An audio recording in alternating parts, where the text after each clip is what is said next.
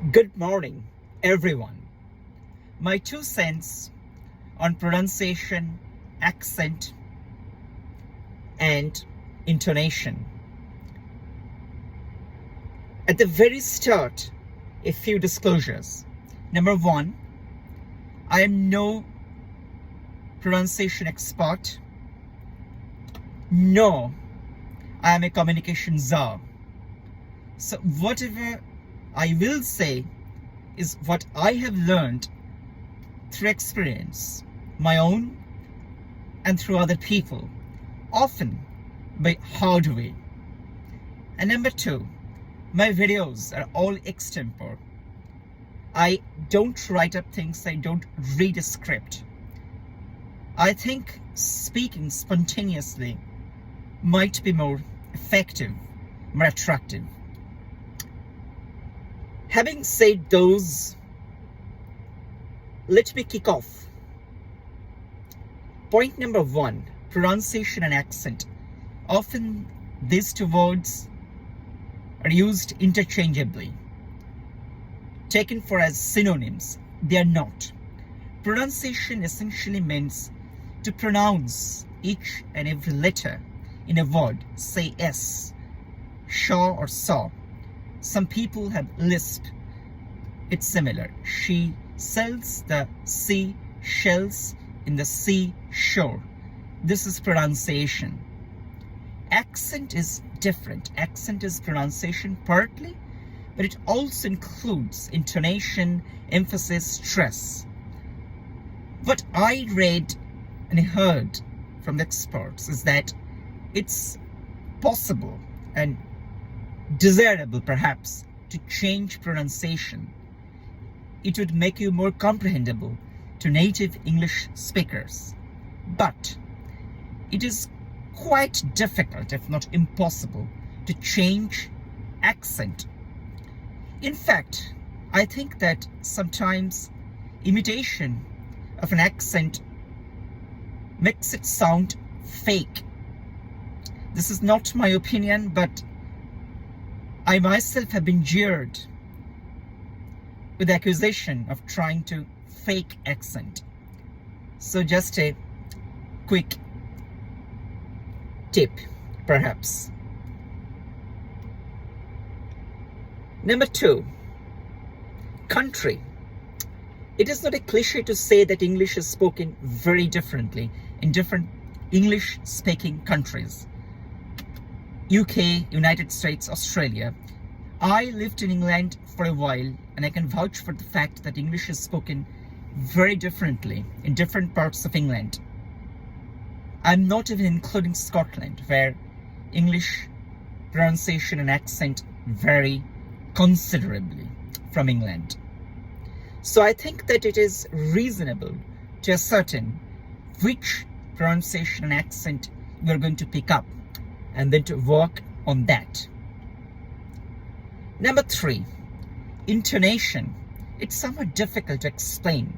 Intonation basically means the rhythm and the stress and emphasis of a sentence.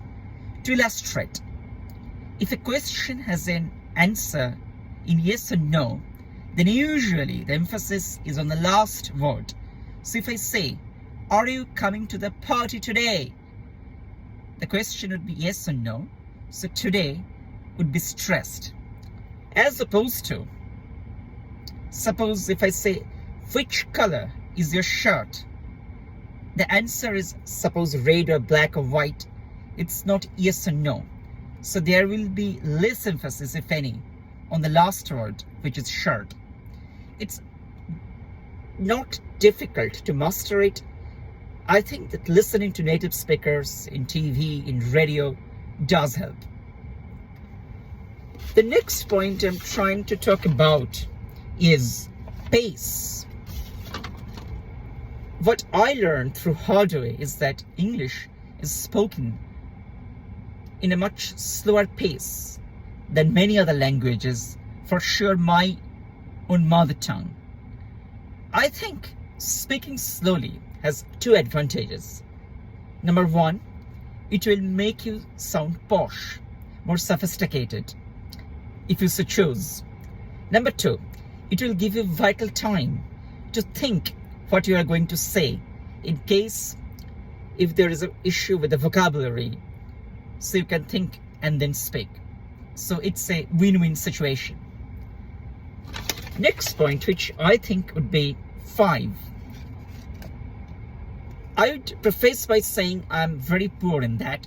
Still, it is important to be a good listener, especially when you speak a foreign language. I think then you can understand better what the speaker is saying, what the people on the other side of the table are talking about, and then perhaps you can give a more relevant answer.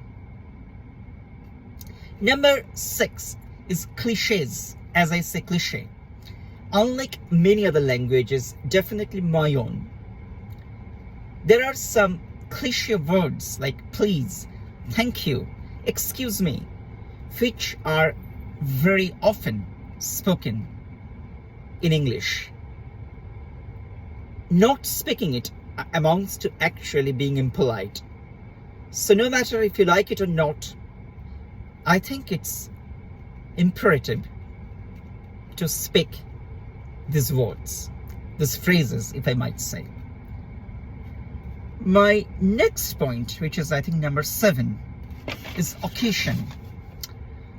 I hear so much of those words like bros and buddies when I go back home in India.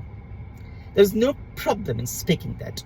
But remember, you won't speak the same way in a boardroom, in an interview, the way that you speak with your friends, with your buddies, in a soccer game or in a basketball game, right?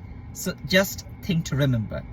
I think it is safer to err on the side of caution, to be more traditional, more conservative in the way you speak if you are not sure. It doesn't harm.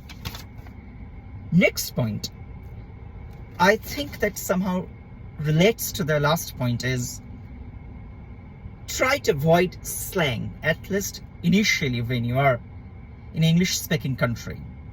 There is no credit in speaking slang. I think that you'd be admired for speaking better words to avoid slang. Again, it's a very personal opinion and I know somewhat controversial. Last but not the least, vocabulary. Vocabulary is the king. I cannot emphasize more on this point. If you have vocabulary, if you have good lexicon, you are going to be fluent. That's the very first thing. An additional tip I perhaps missed, volume. One thing I was told off in a very polite way when I first landed in an English speaking country is that I might speak very loudly. I still do. But when I speak to my relatives, my parents from back home, I clearly perceive them speaking louder, especially in phone. In today's age, when we are so much in phone, in social media, in Zoom, in video call, I think this is another point. Perhaps we need to be cautious. It might help. To end, this is totally, completely, wholly, solely, and only my own personal opinion. If it helps even one person, I would feel somewhat reassured, somewhat content. Thank you very much.